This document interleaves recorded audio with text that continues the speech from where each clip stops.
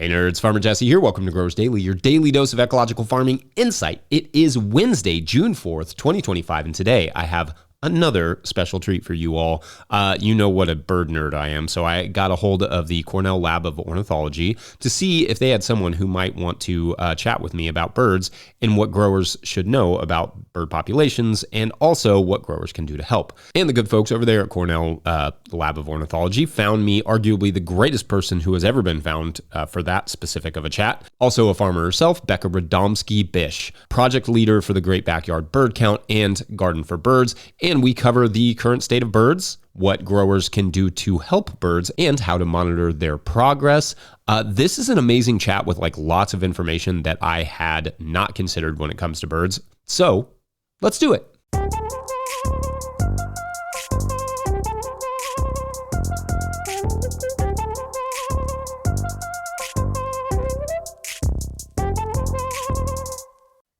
All right, Becca, welcome to the show. Hey, thanks for having me, Jesse. I'm really excited to be here. And I'm really excited to have you. And I love, we were talking off air just a second ago that I can hear birds. And that is very exciting because that's going to be a big part of our conversation today. So maybe let's start with you and just telling us a little bit about yourself and what you do sort of professionally. Sure. So I'm at the Cornell Lab of Ornithology, which is a pretty large research organization in upstate New York. That's where our home offices are. It's the home of Merlin, Bird ID app, and eBird, which might be tools that your listeners are familiar with. And I work on a couple of different projects at the Cornell Lab. I am the project leader for the Great Backyard Bird Count, which some of your listeners may have participated in or heard of. It runs in February. It's a 4-day kind of bird bonanza extravaganza. Historically, it was mostly US and Canada, but now we're global. So really, really fun. And then I also manage another project that is in its sort of infancy. We're growing it literally right now, called Garden for Birds. And that's an effort to try to engage people in more bird-friendly behaviors like gardening so that we can get on the right page of bringing birds back. Because right now, they're in a lot of trouble. Yeah. Well, and we're going to get into a little bit of that. So maybe, and also big fans of the Merlin app. And I'm very curious about this Garden for Birds program. So anyway, we can get into all that. But first, I thought maybe we could start with, I really love birds. I'm always excited every spring when I'm just seeing so many new birds coming through. And I thought maybe we could start this conversation with just a little bit about the current state of birds in North America, at least. What are some trends that growers, people in general, should be aware of in the avian world? Yeah. Well, first of all, I think I'm a farmer too. You and I chatted about that a little bit when we were making this call. But birds are really beneficial to farmers, and probably most farmers know that, right? Because they see a lot of birds when they're out in their fields. But that's one of the biggest plugs. Where there are birds, we should be happy because it means ecologically some things are humming along. And the state of the birds currently, based on the 2025 report that came out actually just a couple months ago, the birds are declining. Even our most common birds are declining. And I know that your farmers probably are all over the US and perhaps into Canada, but grassland birds, which probably affect several farmers that are growing in the middle states, are particularly in trouble and in decline.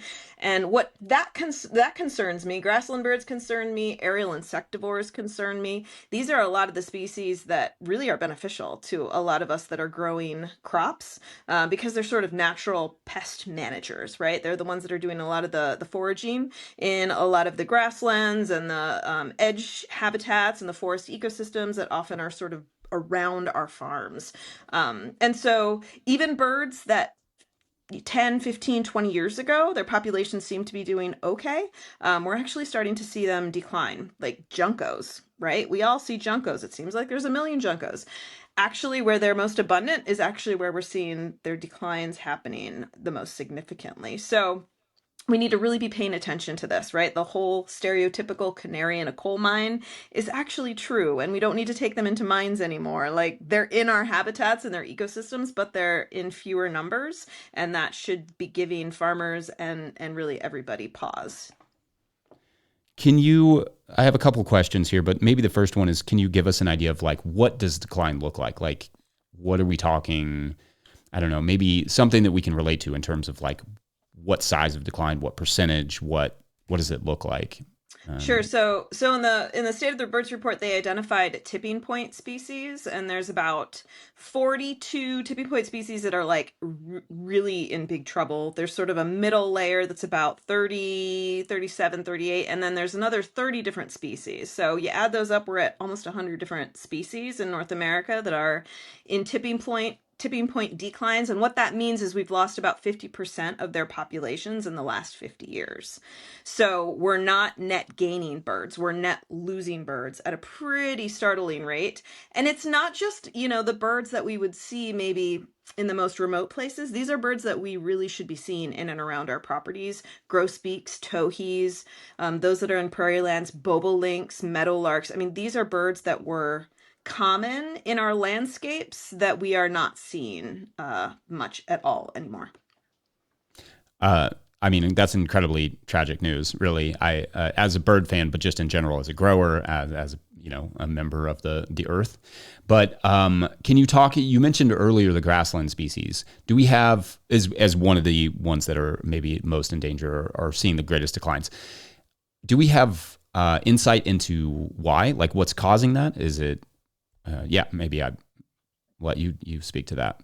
Yeah, I'm so glad you asked that question because as a farmer, this is one of the groups of birds I've embraced and I'm really actively managing for on my 80 acres.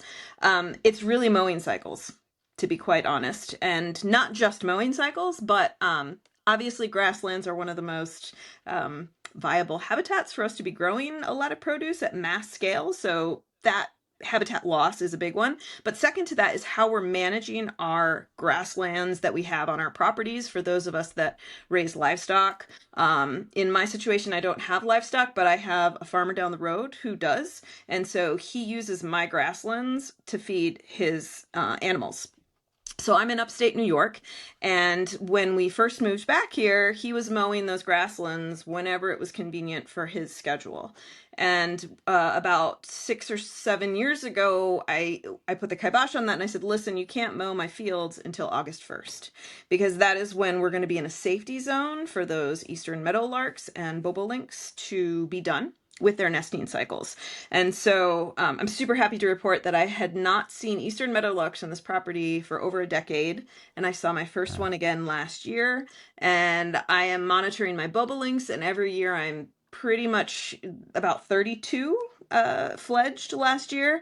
And that's just because I'm letting them finish their reproductive cycles, sometimes two of them, actually, two nesting cycles in my grasslands. So mowers or people that are mowing their fields, if they are, whether it's for livestock or in my case, maybe you're kind of collaboratively working with people down the road that have livestock. If you really schedule your mow based on reproductive cycles, that can make a huge benefit to birds.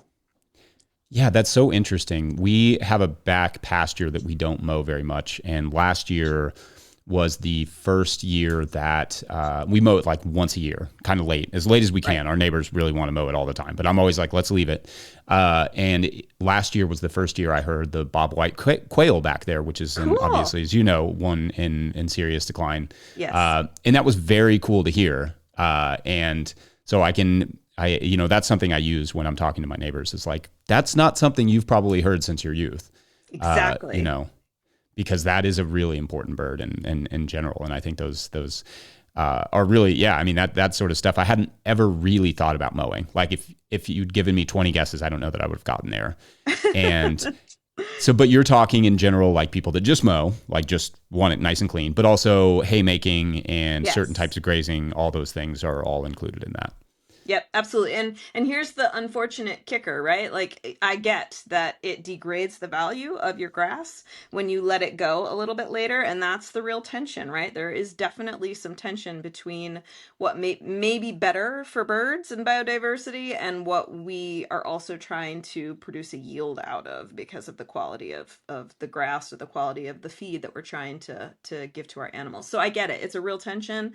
Um, and I'm in upstate New York. That date is going to be dependent on where you are, right? So, you're growing in Kentucky, right? Is that right? Correct. Yep. Yeah, so Yep. you're further south. Your mow date is going to be slightly different than and mine, and then same if there's a farmer north and a farmer south. So I think the USDA has actually, or they did, have some really good maps that give farmers sort of recommended mow dates. But if you like grassland bird species, and even I have a 20-acre grassland on one side of our house property and 20 or 30 on the other.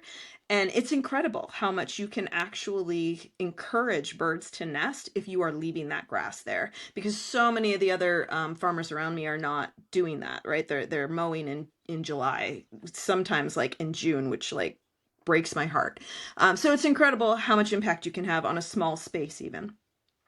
And yeah, that is so fascinating. All right. Well, we're going to take a quick break. And when we come back, we will discuss a little bit more about what growers like ourselves can do to be helpful. BRB. Today's episode of Growers Daily is brought to you by Peaceful Heritage Nursery. If you're looking for hardy and resilient fruit trees, berry plants, or pawpaw trees, then check out Peaceful Heritage Nursery. Peaceful Heritage Nursery LLC is a mail-order nursery shipping premium quality fruit trees and berry plants across the USA.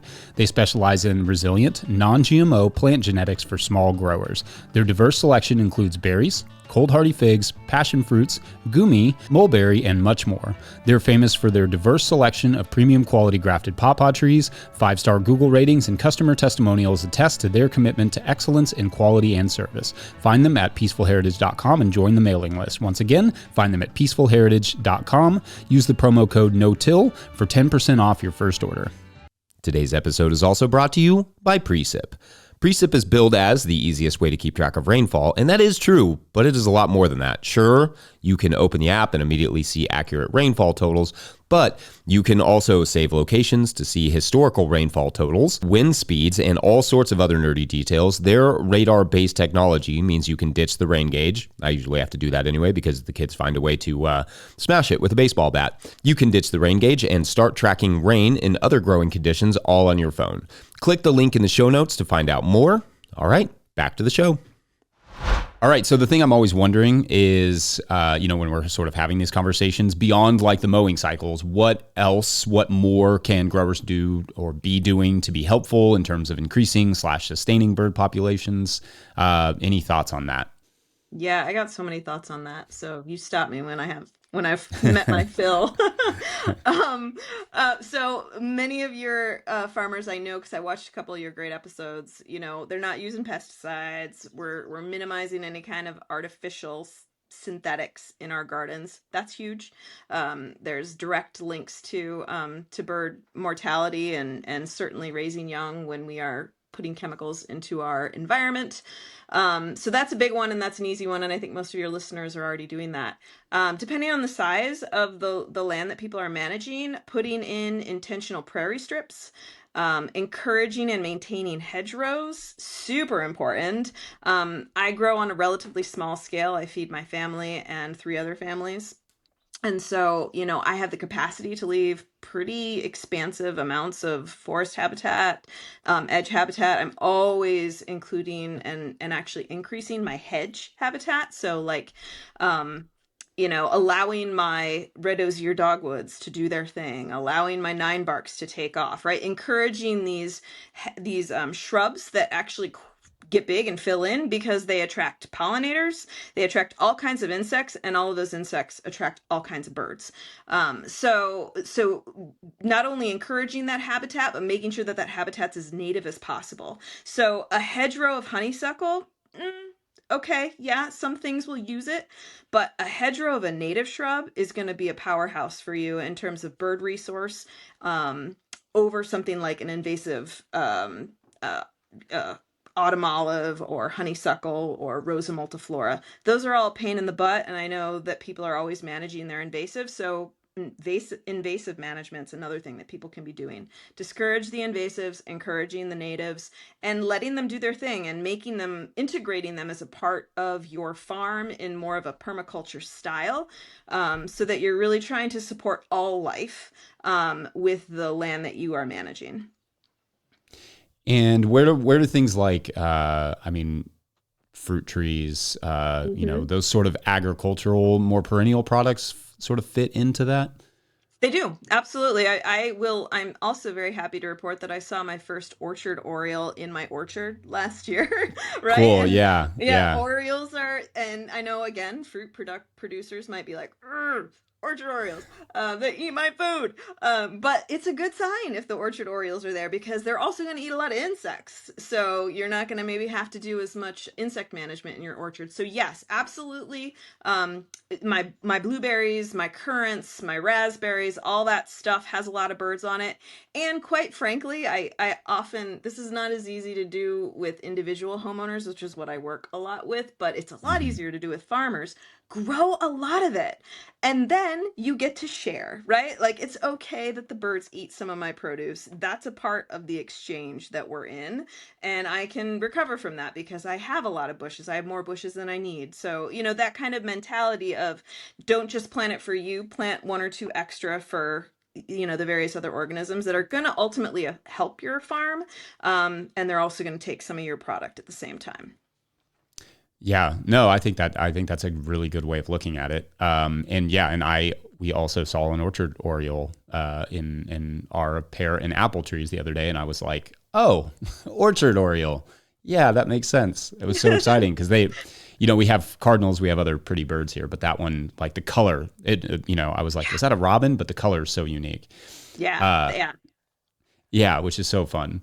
So infrastructural things, maybe I'm thinking maybe like birdhouses and that sort of Mhm. stuff. Is there anything in the infrastructural vein that farmers could be looking at in terms of management?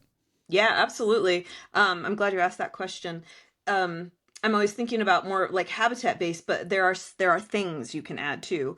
So nest boxes are really great. Those are really great for a lot of our aerial insectivores. So tree swallows will use nest boxes. Bluebirds, eastern, western bluebirds will use nest boxes. All kinds of different species that will be natural insect eaters on your farm.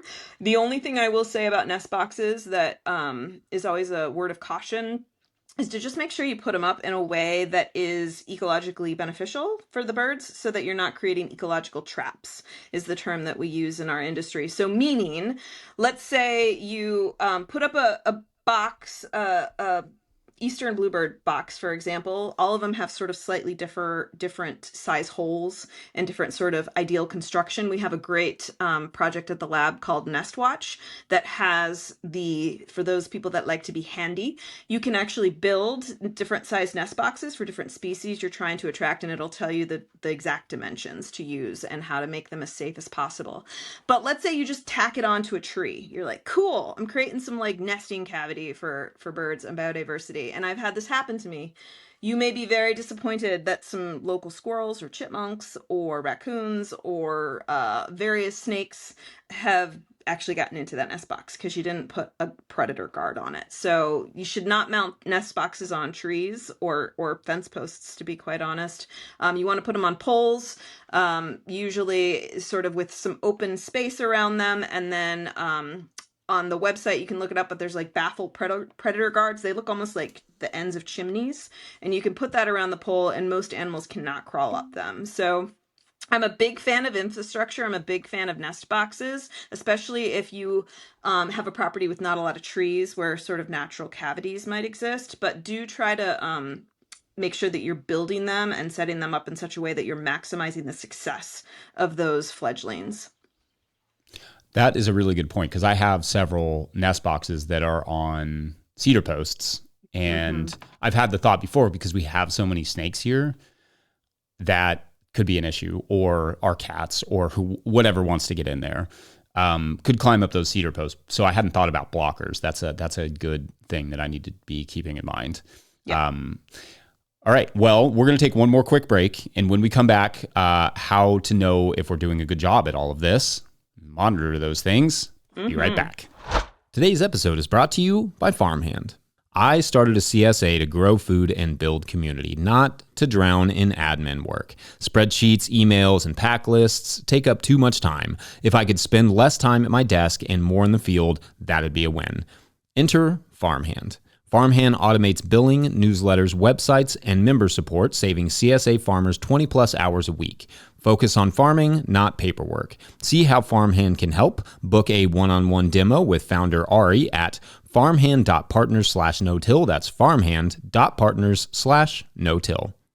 Today's episode is also brought to you by FarmRaise. Still struggling with your balance sheet? Your lender's asking for a balance sheet and you're stuck with a spreadsheet mess or guessing your numbers? FarmRaise Tracks takes the stress out of farm finance. With one click, you can generate an accurate, up-to-date balance sheet that shows your assets, liabilities, and equity. No accounting degree required. You'll be ready for loan applications, tax season, or just a clearer picture of where your farm stands. Join thousands of farmers using Tracks to build stronger businesses. Get 20% off with code NOTIL20 at farmraise.com for the lifetime of your membership. All right, back to the show. All right, I thought maybe we could spend this last segment talking about tools and tips for monitoring bird populations. I know you mentioned Merlin and the other one that, eBird. And, maybe we could talk about, in fact, maybe we could start there. Talk about what those both are and the kind of differences and maybe how they work together. Yeah, absolutely. So if listeners are sort of newer to birds, maybe, you've noticed a couple here or there, but you really don't know names, I would recommend exploring the Merlin Bird ID app. Both of them are free. Both of them are available. Just make sure you're downloading the one from the Cornell Lab of Ornithology, because there are a couple out there that you can kind of get misdirected with. But Merlin Bird ID app is a fun tool. You can identify birds a couple different ways. You can either record their sound, which is sort of the default that a lot of people, it's like this mind-blowing moment where you're like, oh my God, there are so many birds around me. I had no idea. Just by hitting record, it'll identify the birds in real time for you, and it'll highlight the song. So like if you're trying to learn your bird songs, you can go back and be like, yeah, I hear that all the time. I didn't know that was an American robin.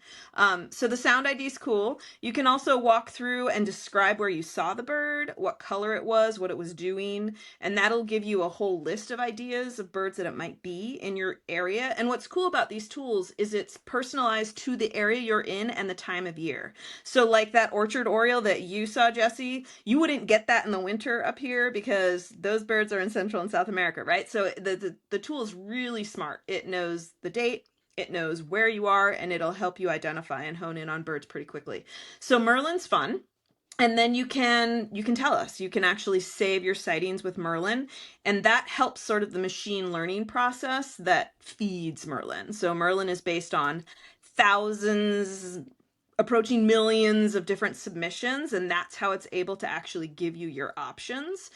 And then eBird and Merlin work in sync with each other because eBird is a tool for people that maybe know their birds a little better. You don't get prompted with sounds or pictures. You get prompted with just tell us the bird name. So you kind of got to know the name in order to use eBird effectively. And what's cool about eBird is you can record how many birds that you are seeing. So like in my situation on my property, I'm actively managing for birds, and I use my eBird lists every year to see, okay, what bird arrived when? Is that early this year? Is that later this year? Am I seeing more bobolinks, or is it just me? How many did I get last year? And so eBird is nice because you can record the numbers of birds, and then you can year over year or month over month, whatever kind of management or observation you're sort of focused on, you can use that data to inform, is it working? Like, am I seeing more of different types of birds in general? Or am I seeing, like you said, you have an orchard oriole in your orchard. Maybe your orchard's young, and for the first 2 years, you don't get any orioles. And then all of a sudden, you're 6, 7, and 8, you're like getting them every year and they're nesting. And it's like, boom, like there's direct evidence that what you're doing is having an impact. That's very cool. Is there anything else when it comes to monitoring considerations that farmers should take things that they should take into consideration? You mentioned time of year, you mentioned, particular species. Like, what else should farmers look for in terms of, managing their progress or monitoring their progress rather? Yeah, I mean, I think it's sort of it comes down a little bit to a farmer to farmer decision and sort of what their goals are and what their aspirations are with their property. One thing that I know that is important, and eBird data has been used for this in different capacities, is let's say you have a farmer who Maybe they're dealing with some challenges around with other farmers or their neighbors, or there's maybe some land management things being put forward. If you have historical eBird data to be able to say, hey, listen, that's not a good development plan, or that fill in the blank, whatever kind of industry might move in and affect sort of your bird population. If you can have that kind of data in your pocket, like, I'm a farmer, I've been monitoring this space for X amount of years, here's the data, right? Then you can speak to some of the pushback we can sometimes get as farmers about how we're using our land, what's it really supporting. You have the data right there. You can use that data then to sort of really have like concrete metrics. Like, I am watching this property and here's what I'm seeing. And here's what other ecological species might be affected if we were to make that decision or move forward with that policy. Does that make sense? Yeah. Yeah. I think I love that sort of practical use of this, I mean, nerdy idea. Like, we all love birds. We have, affection for the ecology and seeing them around and seeing what they can do for gardens and what they can do for us in general. But also, here's a way that you can actually utilize this information to be potentially helpful for you now or down the road. Exactly. Exactly. Yeah, and if you don't have that information, you're just, you're spitting in the wind in terms of trying to convince people that it's legitimate. But once it's an eBird, it's yours. It's like your own database. And, for people that are really, you get into this, your farm could even become a hotspot, right? eBird has what's called hotspots, which means areas where we're seeing huge amounts of biodiversity within a certain area. And, not only do you get to be kind of that bird nerd that says, yeah, my farm's a hotspot, you're gonna have people checking out your property and being like, oh, that's cool, what's that farmer doing that they're able to attract so much biodiversity. I've actually had So I live in an area that has a growing Amish population, and every once in a while an Amish person will come down my driveway on their bike and they'll be like, hey, I saw an eBird that you saw, and Evening Grosbeaks was the most recent one. Can I see them? So it's kind of fun, right? It develops this community of people who are also paying attention, and your property could kind of become a little bit of a destination point for your local community. I love that. That's like a challenge for everyone to be a hotspot for the birding world. That Exactly. seems like a good goal for us all. Um, Maybe the last thing would be is there anything that we didn't talk about in terms of maybe habitat or infrastructure or fodder that you do or that you think about as a gardener or grower in terms of bird management, increasing those, just like bird management? Bird stuff. There's two. And this is additional infrastructure stuff. I'll start with the one that's less contentious. Windows. So protecting our windows, those of us who, I have actually a very new greenhouse that I need to do this to. I haven't done it yet, but making sure that your home or greenhouses or any kind of other farm infrastructure isn't actually creating an ecological trap, meaning birds might be colliding with the glass. I've found two. I will admit this, right? I am not perfect. I have found two dead birds, a robin and a junco, outside my greenhouse that I know collided with the glass. So there are different types of things you can do to windows to protect them. American Bird Conservation, ABC, is probably one of the best resources if people want a resource to go to. They have different films you can put on.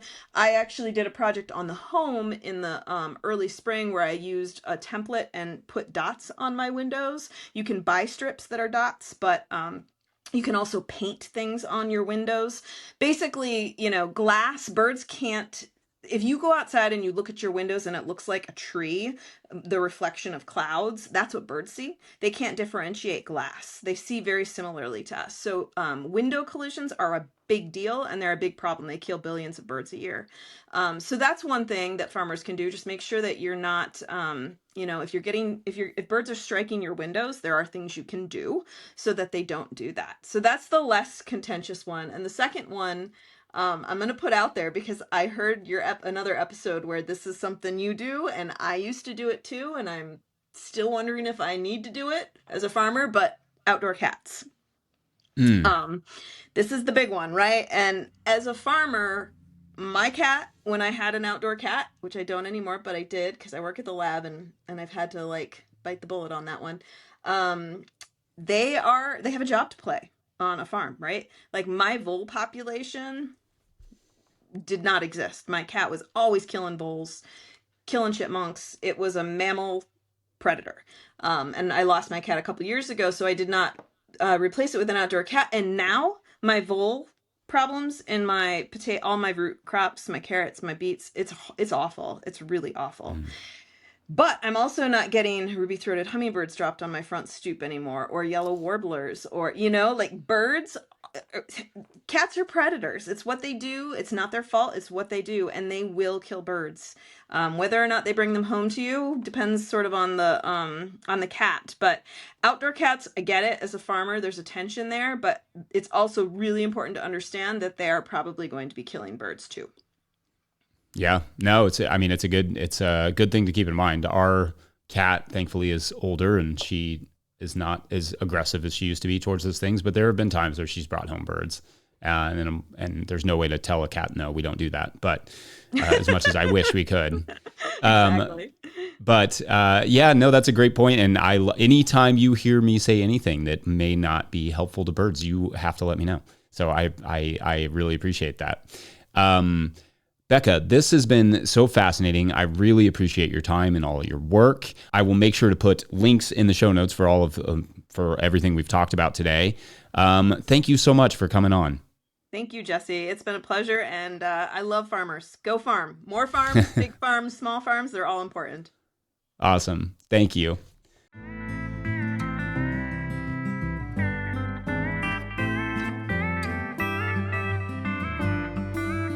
All right, I hope you enjoyed that chat. I certainly did. I got so much out of that. I will make sure to link all the things that we talked about from the Cornell Lab of Ornithology and the Merlin app and all those things in the show notes. Don't forget, we at No-Till Growers are now officially a 501c3, so donations are tax deductible and greatly appreciated. Please make sure to like and subscribe and or follow wherever you're getting this podcast. That's an easy way to help us out. Enormous thank you to all of our show sponsors. And if you'd ever like to sponsor the show, you can reach out to Farmer Michelle at no-tillgrowers.com. Huge shouts to Willie Breeden for the theme music, Mike Hilbert for the production help and editing, and the team at No-Till Growers. Also shouts to Epidemic Sound for the background music that you can hear.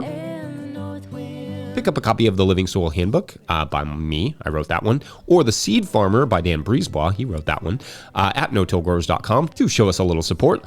Big thank you to everyone over at patreon.com/no-tillgrowers, where at a certain level, or if you just bump up from one level to another, or you sign up in the month of June, you get a big shout out on the show. So big shout outs today to Vesalaya Gardens, Cedric Reed, Bill Price, William Wiley Madrow, Richia Grant, Wish I Started 20 Years Ago, Dwight Yoder, Honey Works, Lynn Tompkins, Steve Hurlbut, Rebecca S., Mark Ravenel, Lee Shelley, Brian McCarthy, Larry Shepard, Marsh and Cindy. I always like saying that one, Marsh and Cindy. DP, Kat Brannigan, Little Row Farms, Hank Zecca, Ashley Sharp, Jill Crosby, Scott Roser, Norsk Guard Farm, Laura Britton, Alberto Diaz, Peter Broad, Jason Ruel, Earth Care Farmer Jane Murner, Derek Page, Meredith Light from Granite Springs Farm, Grown Up Farm, Bob and Ann Patton of Hexhamshire Organics, Jared Kirst at Rivendell Farm, Steve Larson, Fiona and Donnie of Firefly Farm, and Jen Lawrence. Thank you all. So, all right. Back in our story, in the town, everyone is kind of going about their business, their typical work days, when they hear the subtle rumbling coming from the forest. It grows louder and louder, and of course, the townspeople have been trained for such an occasion to quickly camouflage their work and hide their underground houses. Gardens can be covered quickly with blankets covered in sticks and leaves. Animals can be quickly herded using well-trained dogs and a creative gate system that can rapidly squeeze them into a hidden paddock. You'd love it. It's genius. When your life is kind of hiding from the world, you develop some skills. But anyway, it's hard to anticipate a large 250 horsepower tractor with a seed drill attached barreling straight towards your town. And just before the farmer reaches the first house after knocking down trees and just barreling through this forest, he manages to get control of the tractor and stops, but the soft, loamy soil of the garden that he is parked on sinks his tires, and suddenly he's stuck. He's going to have to call for help. The townspeople have to make a decision. Risk others coming and finding them, or take a prisoner. That is for tomorrow on the Kansantonians Make a Decision. Yep. All right. Thanks for watching and or listening. We will see you then.